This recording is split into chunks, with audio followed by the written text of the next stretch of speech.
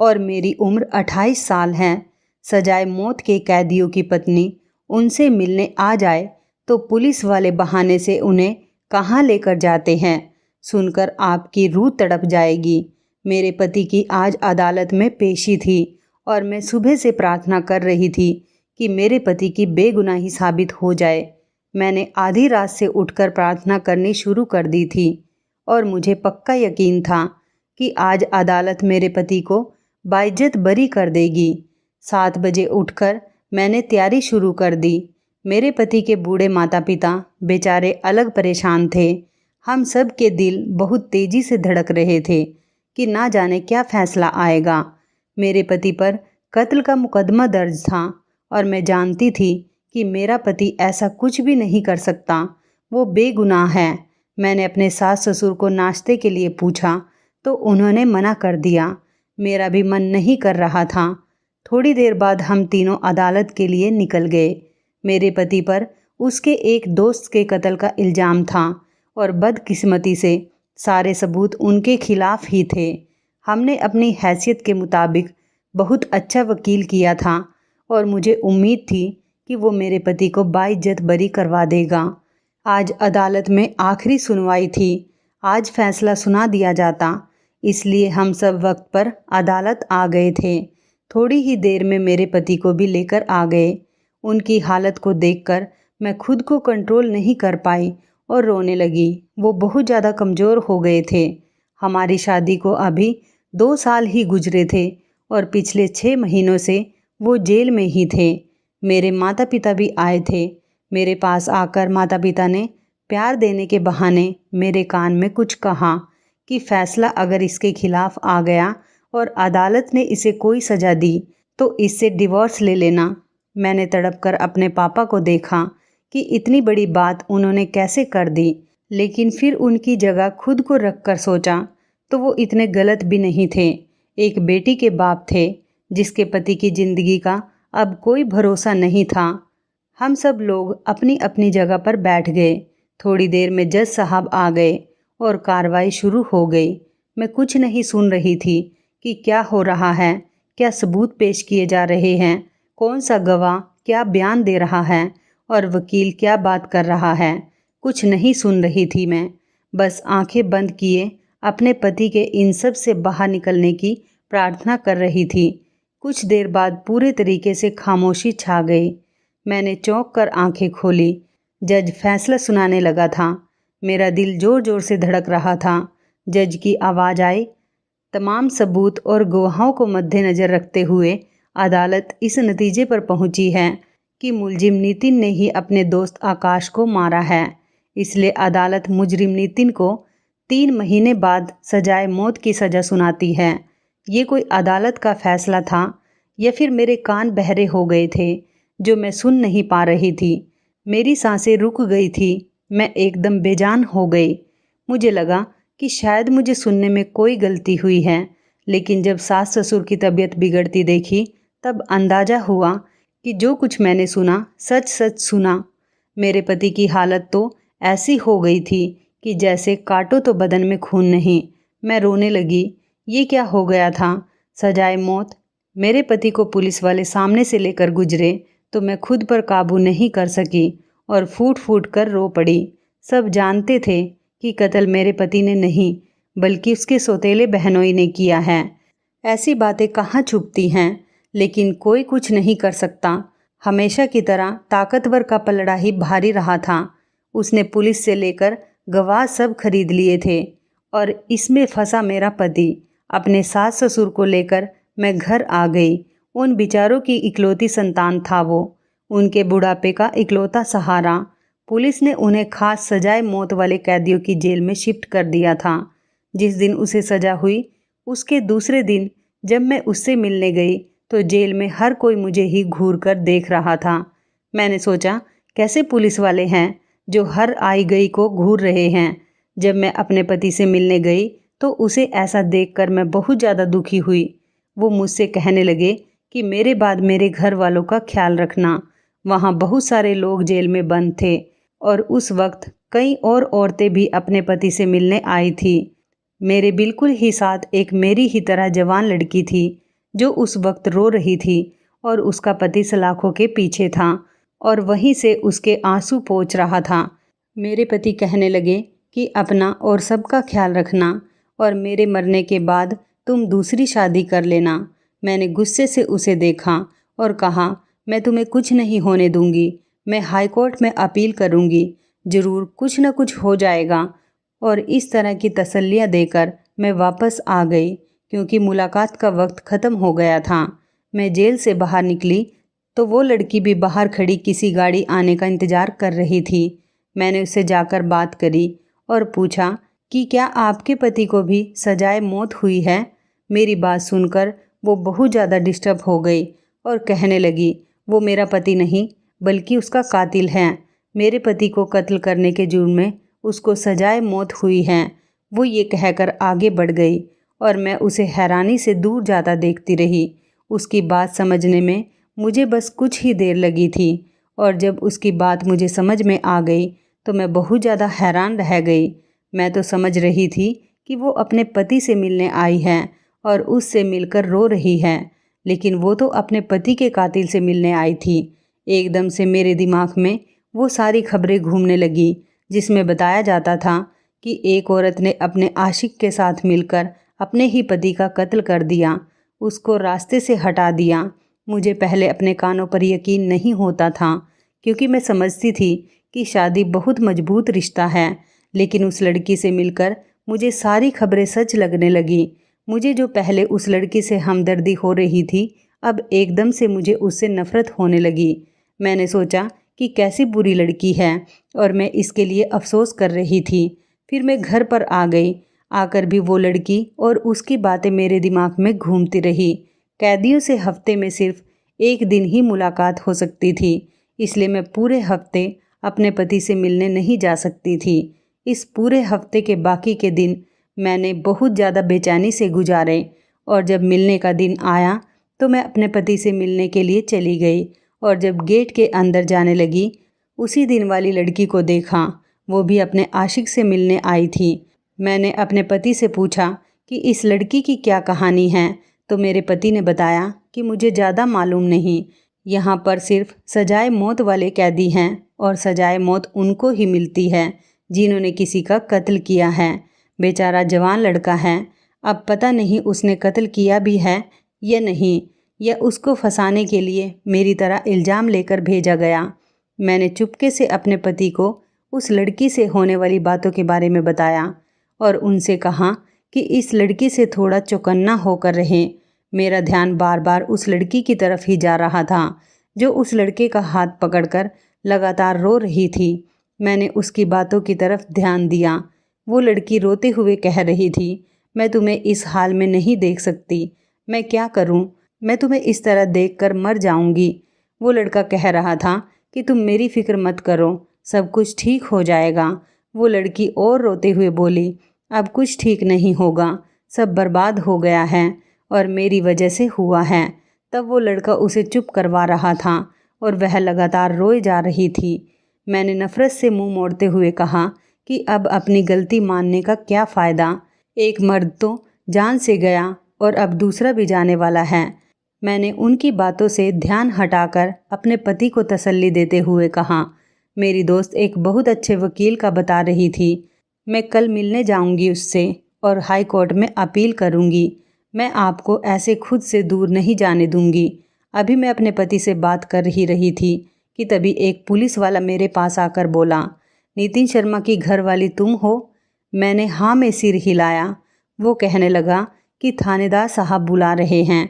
तो मेरे पति ने चौंक कर देखा और कहा, क्यों बुला रहे हैं वो? हवलदार कहने लगा, मुझे क्या पता, कोई पेपर वर्क करना होगा इसलिए बुला रहे होंगे। मेरे पति ने कहा कि मेरी पत्नी कहीं नहीं जाएगी, सारे पेपर तो कंप्लीट हैं, अब कुछ नहीं होगा। हवलदार चेत कर बोला कि ऐसा है कि ये जो मुलाकात हो रही है ना, इसके सिग्नेचर भी करवाने होते हैं और उसे ही करवाने के लिए वो बुला रहे हैं। अगर नहीं जाना मैं बता देता हूँ जाकर, लेकिन यह याद रखना कि ये मुलाकात फिर कभी नहीं होगी, बस आज आखिरी बार ही समझे। मैं घबरा कर खड़ी हो गई और कहा, नहीं नहीं, मैं चलती हूँ आपके साथ। वो हवलदार रास्ते में समझाते हुए बोला, कागजी कार्रवाई ज़रूरी होती है और सबकी ही होती है। पिछले सारे कैदी तो पुराने हैं, उन सब की कार्रवाई तो हो चुकी है। तुम्हारे पति नए हैं, इसलिए थानेदार साहब ने आपको बुलाया है। मैं थानेदार के ऑफिस में गई तो उसने सर से पैर तक मेरे हुलिये को बहुत गौर से देखा, जो कि मैंने एक पिंक कलर का सूट पहना हुआ था और दुपट्टे से सिर ढका हुआ था। मैंने उसकी नज़रों की तपिश से घबराते हुए कहा कि जी कहिए, आपने मुझे बुलाया था, मैं नितिन की पत्नी हूँ। वो अपनी मुस्कुराहट छुपाकर कहने लगा, बहुत जल्द आप नितिन की विधवा कहलाएंगी। फिर बात काट कर वो कहने लगा, मेरा मतलब है 3 महीने में से 1 महीना गुजर गया है और बाकी बहुत थोड़े दिन बचे हैं उसके फांसी में। मैंने कहा, वो आपकी परेशानी नहीं है, आप मुझे ये बताइए कि आपने मुझे किस काम के लिए यहाँ बुलाया है। मुझे पता नहीं क्यों यह एहसास हो रहा था कि उसने मुझे किसी काम से नहीं बल्कि सिर्फ मेरी बॉडी का जायज़ा लेने के लिए बुलाया है। मेरे सवाल पर वो कहने लगा, नहीं अब सब ठीक है, अब ज़रूरत नहीं। मैं गुस्से से बाहर निकली और दोबारा अपने पति के पास जाने लगी, लेकिन तब तक मिलने का समय ख़त्म हो चुका था। सिर्फ 3 मिनट रह चुके थे। थानेदार के ऑफिस से जेल तक जाने का कम से कम 5 मिनट का रास्ता था, इसलिए अब जाने का कोई फ़ायदा नहीं था। मैं जेल से निकलकर एक तरफ खड़े होकर ऑटो रिक्शा का वेट करने लगी। इतने में एक अजीब नज़ारा देखा, जैसे मेरी सांस वहीं रुक गई हो। मैंने देखा कि वही लड़की बाहर निकल रही है और उसके साथ थानेदार भी बाहर निकला और 1-2 और पुलिस वाले। मैंने हैरानी से सोचा, ये लड़की पुलिस वालों के साथ क्या कर रही है। वो उनके साथ एक कार में बैठ गई और वो सब वहाँ से चले गए। मैं बहुत शौक होकर रह गई थी, ये लड़की पुलिस वालों के साथ क्यों गई है और कहाँ गई है। मुझे तो वो थानेदार शक्ल से ही बेकार इंसान लग रहा था, लेकिन वो काफ़ी लोग थे। मेरे अंदर तो शक पैदा होने लगा कि जाने क्या बात हो सकती है। मैं अपने दोस्त के बताए हुए वकील के पास गई और मैंने उससे अपने पति का सारा केस डिस्कस किया। मैं हर हालत में अपने पति को बचाना चाहती थी। मेरे मम्मी पापा मेरा साथ नहीं दे रहे थे। उन्होंने तो साफ लफ्ज़ों में कह दिया था कि एक कातिल की पत्नी कहलाने से अच्छा है कि मैं उससे डिवोर्स ले लूं, मगर मैं नहीं मानती थी। मुझे पूरा भरोसा था कि ये एक आजमाइश है और जल्दी ही ख़त्म हो जाएगी। उस वकील ने मुझसे फ़ीस ली और कहा कि ठीक है, मैं जल्दी से हाई कोर्ट में अपील करने की तैयारी करता हूँ। मैं उसको धन्यवाद कहकर बाहर निकल आई।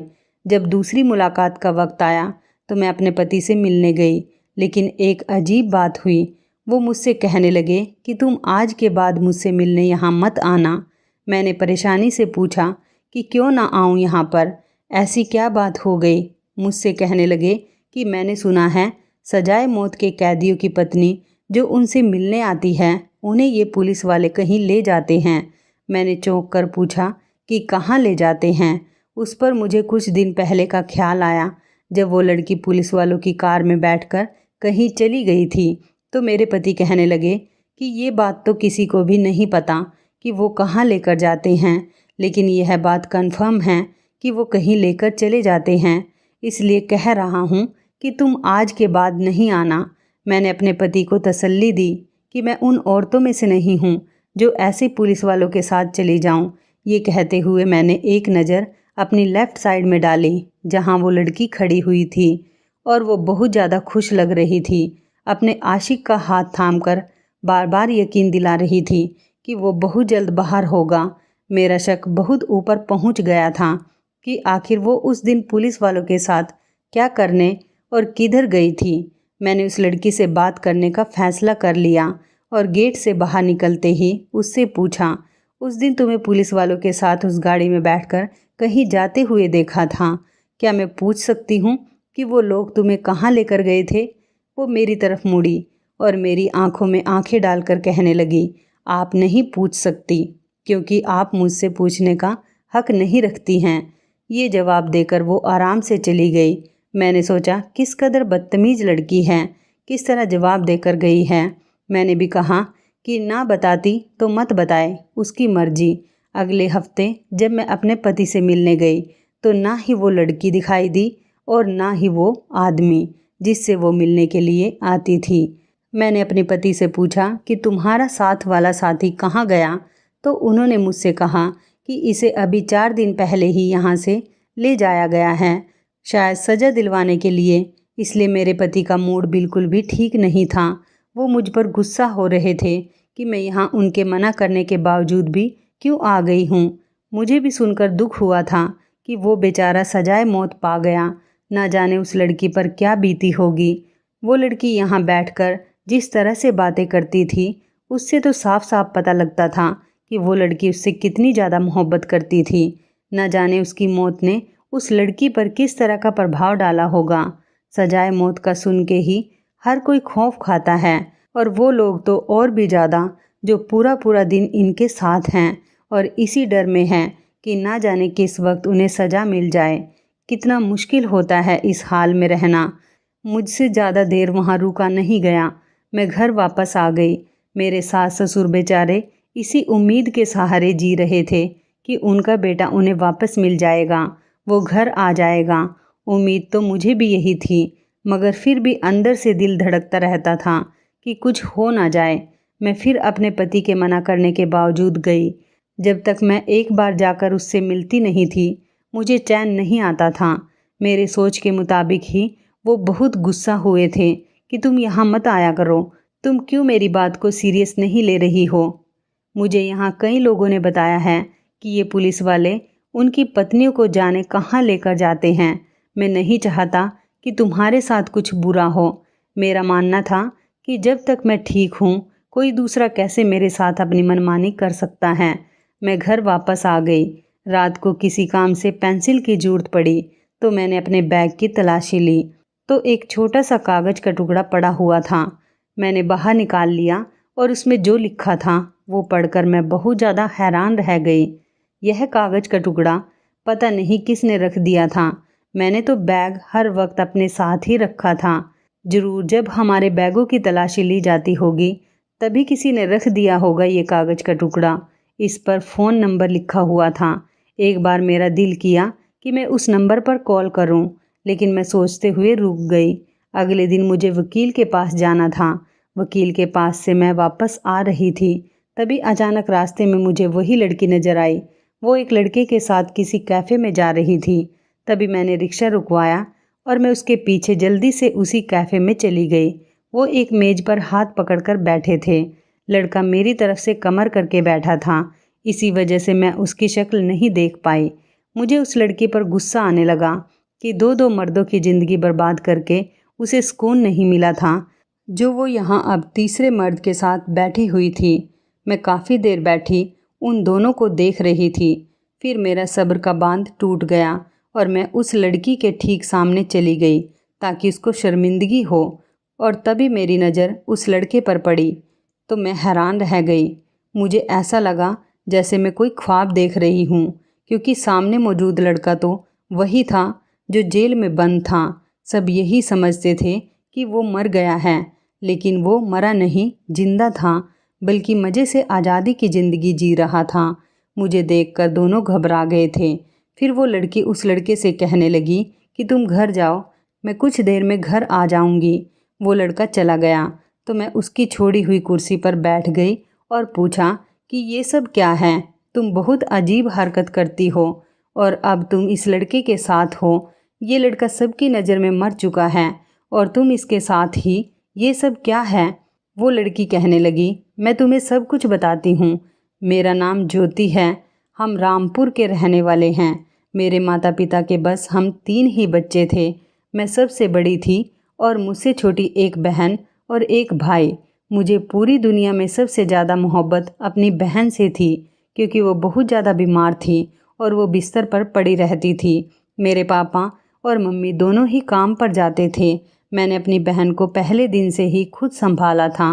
मेरे माता पिता की अजीब फितरत थी। दोनों ही एक दूसरे को पसंद नहीं करते थे, लेकिन फिर भी शादी हो गई और 3 बच्चे भी हो गए। जब से भाई पैदा हुआ था तब से उनका झगड़ा भी बढ़ने लगा। वो हफ्तों तक बात नहीं करते थे। मैंने अपने भाई बहन को कैसे संभाला ये बस मैं ही जानती हूँ। मेरी बहन और भाई मुझे मेरी जान से भी बढ़कर प्यारे थे। मेरे पापा के दोस्त के बेटे ने मुझे शादी के लिए प्रपोज किया तो मैंने उसे मना कर दिया, क्योंकि मैं अपनी मम्मी की सहेली के लड़के को पसंद करती हूँ और उससे बहुत ज़्यादा मोहब्बत करती हूँ और उससे ही शादी करना चाहती थी। लेकिन मेरे पापा ने तहस में आकर और मम्मी की जिद की वजह से मेरी शादी अपने दोस्त के बेटे से तय कर दी। शादी के बाद मैं अपनी बहन को भी ससुराल ले आई थी, क्योंकि मैं अपनी बहन को अकेला नहीं छोड़ सकती थी। वो बहुत ज़्यादा बीमार रहती थी। उसके लिए हमेशा घर पर कोई देखभाल करने वाला चाहिए था, जो कि वहाँ रहकर नहीं हो सकता था। मेरा पति उसको अपनी बहन ही कहता था। हमारे लिए खास मिठाई लेकर आता था, जो हम बहुत शौक़ से खाते थे। फिर मेरे पति दूसरे शहर काम से चले गए तो उनके पीछे मेरी बहन की तबीयत खराब हो गई। डॉक्टर ने जब बताया कि वो प्रेग्नेंट हैं तो मेरी तो जान निकल गई। लेकिन असली क़यामत तो तब टूटी जब मेरी बहन ने बताया कि उसके साथ यह सब मेरे पति ने ही किया था। मैंने अपने पति को धमकी दी कि मैं सबके सामने उसको रुसवा करूँगी, तो उसने मुझसे बदला लेने के लिए मेरी मासूम बीमार बहन को सीढ़ियों से धक्का दे दिया। उस पर कोई इल्ज़ाम ना लगा और ना ही किसी ने उसे कातिल कहा, लेकिन मैं उसे छोड़ना नहीं चाहती थी। इसलिए मैंने अपनी मम्मी के दोस्त के बेटे सोहन से मदद ली और उसे अपने घर बुलाया ताकि मैं अपने पति के खिलाफ़ रिपोर्ट लिखवा सकूं। लेकिन उसी वक्त वो भी घर आ गया और सोहन को घर पर देखकर तहस में आकर उस पर हमला कर दिया। फिर वो मुझे चाकू से मारने लगा था, तो मेरी जान बचाने के लिए सोहन ने उसके सिर पर कांच का फ्लावर पॉट दे मारा और वो अस्पताल पहुंच गया और बदतमीज इंसान मरने से पहले सोहन के खिलाफ रिपोर्ट दर्ज करवा गया, उसके खिलाफ बयान दे गया, इसलिए उसे सजाए मौत हो गई। मैं सोहन को मरता हुआ नहीं देख सकती थी, इसलिए जब पुलिस वालों ने मुझे एक ऑफ़र दी कि अगर मैं सोहन को आज़ाद देखना चाहती हूँ तो मुझे उनकी एक शर्त माननी पड़ेगी। वो शर्त मैं आपको नहीं बताऊंगी, क्योंकि जल्द ही वो आपको भी ट्रैक करने की कोशिश करेंगे। मैंने उनकी शर्त मान ली और सोहन को आज़ाद करवा लिया। अब हम दोनों पति पत्नी हैं। शर्त वाली बात से मुझे वो कागज़ का टुकड़ा याद आया जिस पर लिखा था कि अगर तुम्हें अपने पति को आज़ाद देखने की तमन्ना है तो तुम्हें इस खास शर्त को पूरा करना होगा। शर्त क्या है, जानने के लिए दिए गए नंबर पर कॉल करें। मैंने उसे शादी की शुभकामनाएं दी और घर चली आई। उस लड़की के अलावा मैंने बहुत सारी औरतों को उन पुलिस वालों के साथ जाते हुए देखा था। मैंने वो पर्ची फेंक दी। मुझे किसी की भी ऐसी वैसी शर्त मानने की ज़रूरत नहीं थी। जिन वकील साहब के पास वो केस गया था वह अपने तौर पर जांच पड़ताल करके सबूत इकट्ठा कर रहे थे और उन्होंने मुझे उम्मीद दिलाई थी। जब मिलने का दिन आया तो मैं फिर से अपने पति से मिलने चली गई, लेकिन ये क्या, मेरा पति तो वहाँ पर था ही नहीं। मैंने बेचैनी से दूसरे कैदियों से पूछा, लेकिन किसी को भी उसका पता नहीं था। आखिर में एक हवलदार कहने लगा कि तुम्हारे पति की सज़ा के दिन करीब आ गए थे, इसलिए उसे दूसरी जेल भिजवा दिया गया है। मैं सुनकर परेशान हो गई कि कहाँ भेजा गया है। मैंने उससे कहा कि मुझे एड्रेस बताओ, तो वो कहने लगा कि अभी बड़े साहब ज़रूरी काम से उधर ही जा रहे हैं, तुम उनसे बात कर लो, क्या पता तुम्हें भी साथ ले जाएं। मैं फ़ौरन ऑफिसर के कमरे में गई और उनसे कहा कि मैं अपने पति से मिलना चाहती हूँ, मुझे भी अपने साथ दूसरी जेल में ले जाइए, क्योंकि मुझे एड्रेस नहीं पता। तो वो कहने लगा कि मैं बस निकलने ही वाला हूँ, जाना है तो जल्दी आ जाओ। उसके अलावा 2-3 पुलिस वाले और थे जो पीछे बैठ गए थे। मुझे थोड़ा सा डर भी लग रहा था, लेकिन फिर सोचा कि बाकी के लोग भी तो हैं गाड़ी में। गाड़ी काफ़ी देर चलती रही और मैं भगवान से प्रार्थना करने लगी। आखिर 2 घंटे की ड्राइविंग के बाद हम एक फार्म हाउस पहुंच गए थे। मैंने घबराते हुए पूछा, हम यहाँ क्या करने आए हैं? वह थानेदार हंसते हुए बोला, हम तो यहाँ मस्ती करने आए हैं, अब तुम भी साथ हो तो मज़ा दुगना हो जाएगा। वो मुझे घसीटकर नीचे उतारने लगे। मैं उनसे मना कर रही थी और चिल्लाने लगी, लेकिन वहाँ पर आसपास कोई भी नहीं था।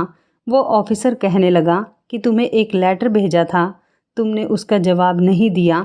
मैं तो कितने दिनों से उसका इंतज़ार ही कर रहा था, लेकिन अंदाज़ा हुआ तुम काफ़ी घमंडी औरत हो और ऐसी लड़कियां तो मुझे बहुत पसंद हैं। मुझे याद आने लगा, इसलिए ही मेरा पति जेल में मिलने आने से रोकता था। वो बिल्कुल ठीक था और मैं गलत। मैंने कितनी आसानी से खुद को शिकार होने दिया। मैंने उस ऑफिसर के आगे हाथ जोड़ दिए कि मुझे जाने दे, मैं किसी को कुछ नहीं बताऊंगी, मुझे कैद नहीं करे। वो ज़ोर ज़ोर से हंसने लगा और कहने लगा कि तुमसे पहले एक पटाखा लड़की यहाँ आई थी और वो अपनी मर्जी से आई थी। उसका आशिक जेल में बंद था। उसको जेल से आज़ाद करवाने के लिए वो किसी भी हद तक जाने के लिए तैयार थी। उसने मुझे खुश किया तो मैंने उसके आशिक को आज़ाद करके उसे खुश कर दिया। तुम्हारे लिए भी यही ऑफ़र है। तुम मुझे खुश करोगी तो मैं तुम्हारे पति को आज़ाद कर दूंगा। मैंने उसको बातों में लगाए रखने का सोचा था। मैंने कहा, अगर तुमने वादे से इनकार कर दिया तो वो कहने लगा, मैंने आज तक किसी को धोखा नहीं दिया। आजमा कर देख लो। आज का दिन मेरे साथ गुजार लो, फिर कल तुम्हारा पति आज़ाद हो जाएगा। मैं बेचैनी से इंतज़ार करने लगी। मैं अपनी फ्रेंड का इंतज़ार करने लगी। यहाँ आने से पहले मैंने गाड़ी में से ही उसे मैसेज कर दिया था कि मैं कहाँ जा रही हूँ, पता नहीं कहाँ पहुँचूँगी। इतने में ही पर्स में रखे मोबाइल पर रिंग की आवाज़ आई। उस ऑफिसर ने जल्दी से मेरा मोबाइल छीनकर बंद कर दिया। फिर उसने मुझे बाजू से पकड़ लिया और खींचते हुए अंदर ले जाने लगा। और उसी वक्त उस मौके पर मीडिया वहाँ पहुँच गई थी। मैंने उसको मैसेज करके कह दिया था कि आते हुए मीडिया को भी साथ ले आए। और अब जब मीडिया ने उसे एक लड़की से बदतमीजी करते वक्त और छेड़ते हुए रंगे हाथों पकड़ लिया था, उसके साथी भी गिरफ्तार कर लिए गए। और इन सब से यह पता चला कि मेरा पति वहीं उसी जेल में था। इस ऑफिसर ने जानबूझकर उसे मिलने वाले कमरे में आने से रोक दिया था ताकि उसकी पत्नी मतलब कि मैं यहाँ आऊँ तो वो किसी बहाने से मुझे यहाँ ले आए। अगर मैं पहले ही अपने फ्रेंड से सब कुछ ना जान चुकी होती तो मैं भी उसके चुंगल में फंस जाती। मैं समझ गई थी कि वो मुझे ट्रैप कर रहा है, इसलिए मैंने उसे सज़ा दिलवाने का फ़ैसला किया और पूरे मीडिया के सामने उसकी असलियत खोल दी। कुछ ऑफिसर्स बहुत सालों से ये काम कर रहे थे। जिनको सजाए मौत की सज़ा होती थी, उनकी पत्नियों को बहाने से यहाँ ले आते थे और उनके पति को आज़ाद कर देते थे। उसकी फ़ाइल बंद कर देते थे कि उसको सज़ा दे दी गई। कुछ औरतें जो बहुत ज़्यादा अमीर होती थी तो उनसे बहुत पैसे लेते थे। उनके खिलाफ़ आवाज़ उठाने वाला कोई नहीं था। लेकिन मैं इसके हाथ का खिलौना नहीं बन सकती थी। मुझे अपनी इज्जत बहुत प्यारी थी। मीडिया ने उसका असली चेहरा दुनिया को दिखाया। पुलिस वालों की असलियत सबके सामने आ गई। इस ऑफिसर ने पैसे लेकर मेरे पति के खिलाफ केस बना दिया था और जांच पड़ताल नहीं की थी। लेकिन बाद में जो पुलिस वाला उसकी जगह पर आया था वो बहुत ज़्यादा ईमानदार था। उसने मेरी दरख्वास्त पर फिर से जांच पड़ताल शुरू की और बहुत ही कम समय में असली कातिल को पकड़ लिया। यह केस एक बार फिर अदालत में पेश हुआ। इस बार मेरे पति को बाइज्जत बरी कर दिया गया और असली मुजरिम को सजाए मौत की सज़ा सुना दी गई। आखिर इंसाफ हुआ और क्या खूब हुआ था। मुझे पहले दिन से ही यकीन था कि बेगुनाहों को सज़ा नहीं मिल सकती। उसके यहाँ देर है अंधेर नहीं। वो ऊपर वाला मेरी मदद ज़रूर करेगा। मेरा विश्वास मेरे काम आया और आज मेरा पति सही सलामत घर आ चुका है। तो इस कहानी के बारे में आपकी क्या राय है, कमेंट करके ज़रूर बताइएगा। दोस्तों, आपको हमारी ये मज़ेदार कहानी कैसी लगी, आप हमें कमेंट बॉक्स में ज़रूर बताएं। यदि आपके पास भी ऐसी कोई प्यारी सी कहानी है या फिर ऐसी कोई कहानी जिससे कुछ शिक्षा मिले तो आप हमारे साथ उसको ज़रूर शेयर करें। दोस्तों, यदि आपको हमारी ये वीडियो अच्छी लगे तो आप हमारी इस वीडियो को लाइक शेयर ज़रूर करें और ऐसी ही दिल को छू लेने वाली प्रेरणादायक कहानियाँ सुनने के लिए हमारे चैनल को भी सब्सक्राइब करें। यदि आप हमें फेसबुक पर देख रहे हैं तो आप हमारे फेसबुक पेज को लाइक और फॉलो ज़रूर करें। तो दोस्तों, फिर मिलते हैं ऐसी ही ज़बरदस्त कहानी या टिप्स के साथ नई वीडियो में। तब तक के लिए धन्यवाद। आप सभी अपना ख्याल रखना। आपका दिन शुभ व मंगलमय हो।